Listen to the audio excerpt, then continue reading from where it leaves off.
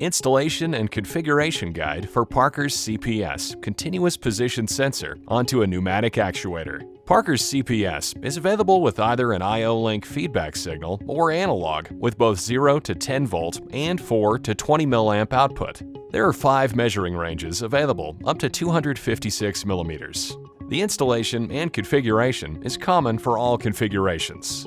Note that the CPS is suitable for direct mount to any T-slot cylinder. If another cylinder style is to be used, such as a round body cylinder, separate brackets will be required. The first step is to install the CPS to the proper operating voltage. Note the difference between the M8 analog connection versus the M12 I/O link. Next, move the position of the cylinder to the desired starting point, also referred to as 0 point, and insert the CPS into the slot or bracket with the cable pointing back towards the 0 point. Slide the CPS so the yellow LED is illuminated. Now, slide the CPS away from the 0 point until the yellow LED turns off. Then, slide the sensor back towards the 0 point until the yellow LED is illuminated again.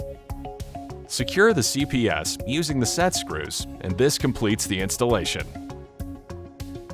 Configuration of the Parker CPS can be done with the Teach button for both analog and I/O link part numbers. With the CPS properly installed and the piston in the 0 position, press and hold the Teach button for 2 seconds. The LED should blink and you can release the Teach button. The 0 point has been stored. Next, set the piston position for the end point of the desired measurement range. Press the Teach button and the measurement range has been stored. The analog signal or I/O link process data is now configured to this range.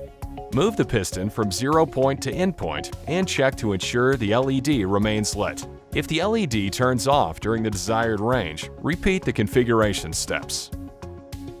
To reset the measurement range to the maximum possible range, press and hold the Teach button for 5 seconds.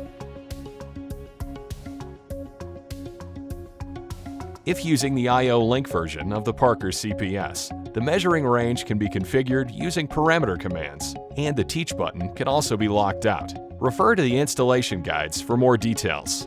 Thank you for considering the Parker CPS continuous position sensor as a solution to your automation needs. Please visit our website for more information, including technical specifications, CAD downloads, and more.